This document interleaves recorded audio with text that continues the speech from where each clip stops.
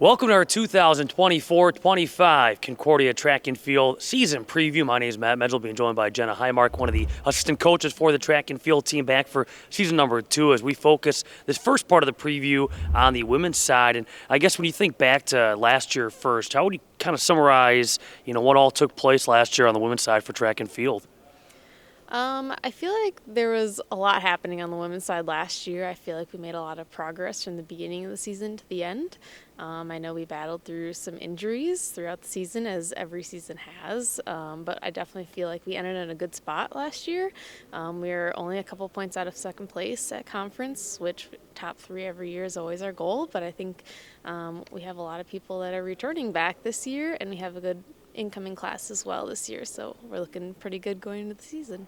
You talk about the NAC championships from last year, finishing third on the women's side, indoor, finishing third, outdoor as well, again among the who's who, St. Norbert and Aurora in the conference. And you talk about, who's coming back, and when you look at this roster, at least for this year on paper, is this a younger team, a more experienced team? How would you break it down?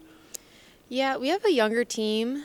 We do have a super senior and we have some seniors, but we have a lot of sophomores and freshmen this year, as well as just a little bit of juniors as well. So I'd say it's a pretty young team, so we're looking to kind of keep building as the years come.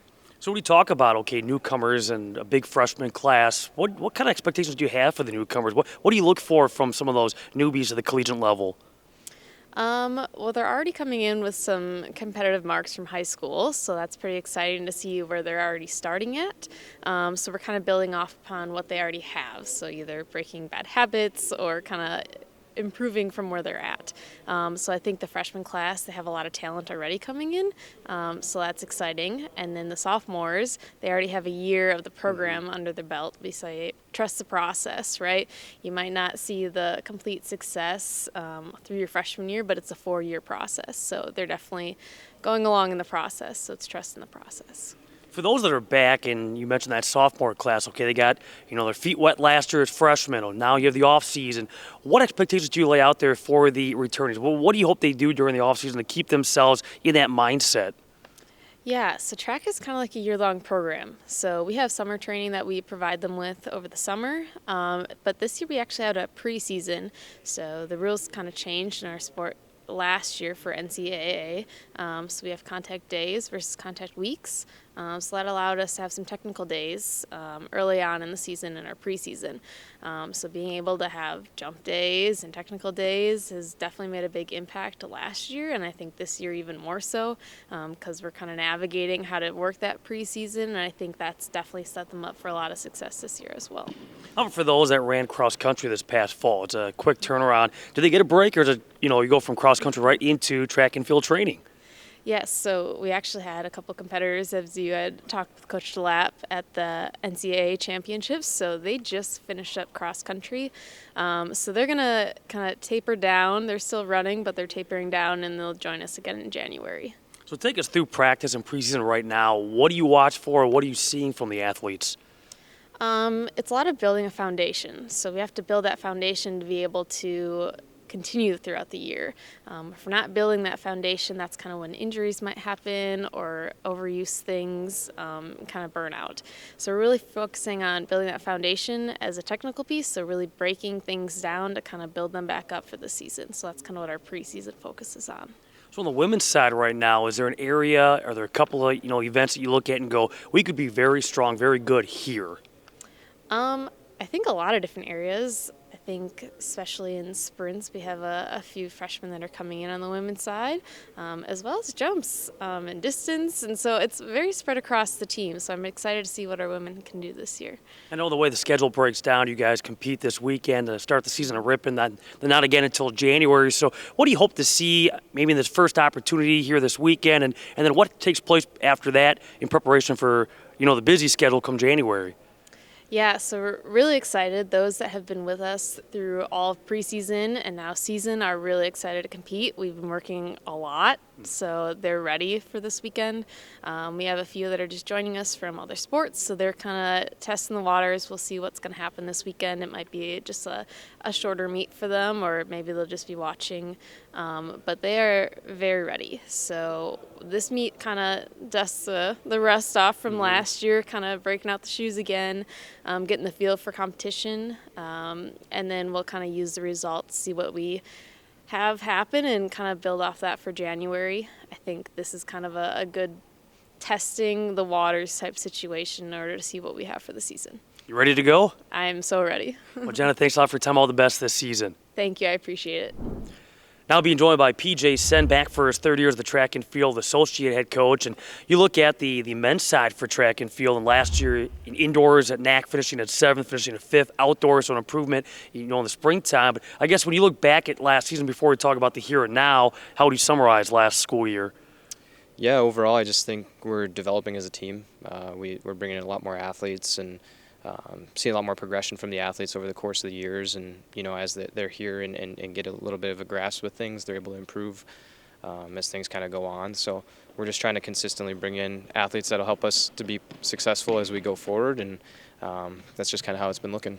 So as you go into this season now and you look at that roster, and the roster is growing, and it seems like there's a ton of freshmen making up the men's side, how would you summarize this team? Is it a younger squad? Is it a blend of youth and experience?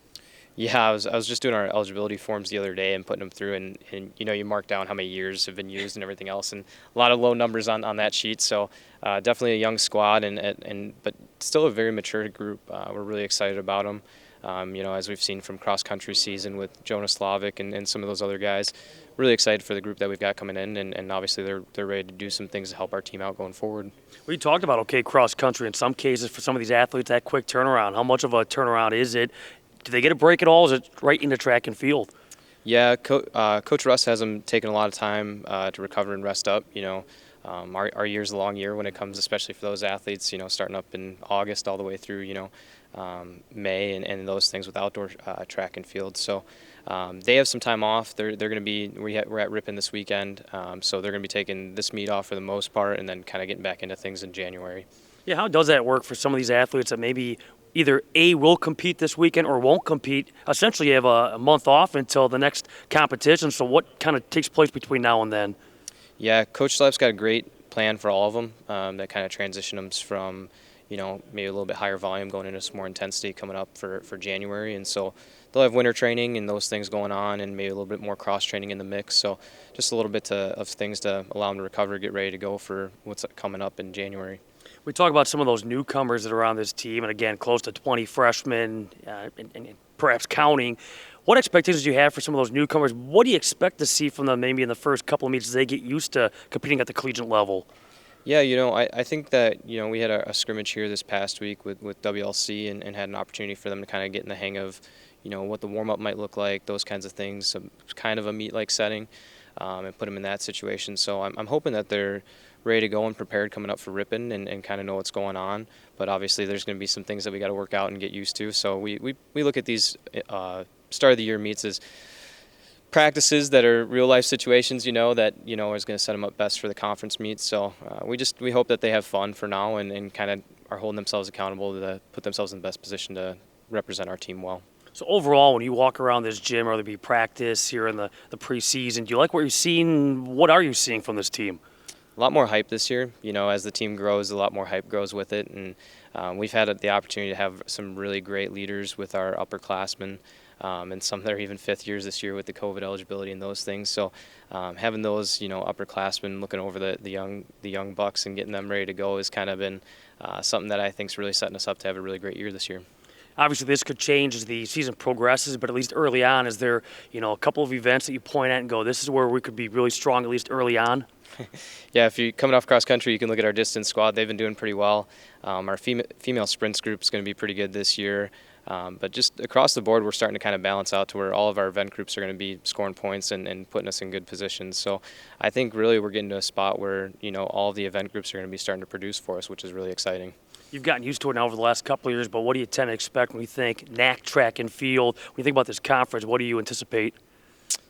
It's exciting. We get to see, we're in the Midwest, so we obviously get to see a lot of our conference teams and those things at any of the meets that we go to, whether it's down at the Grand Prix this year or when we go to Ripon, we'll get to see a lot of the teams that we compete against in the NAC. So we're really fortunate in that sense to have such beautiful facilities in the area to compete against and go at to go against the conference. So, we're really excited for NAC championships and indoor season. We got a couple months still, but yeah, we're just really excited for it. So we'll be indoors going to most of the same meets, but like I said, we're going to go down to Gately for the Grand Prix this year, which is a bank track.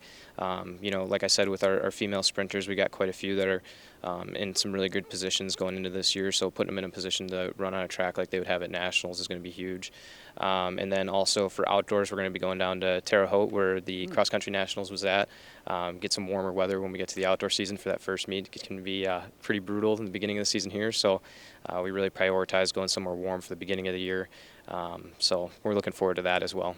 No question, warmer weather sounds nice right about now. But PJ, thanks for your time and all the best to the track and field team this winter and into the spring. Thanks, man. I appreciate it.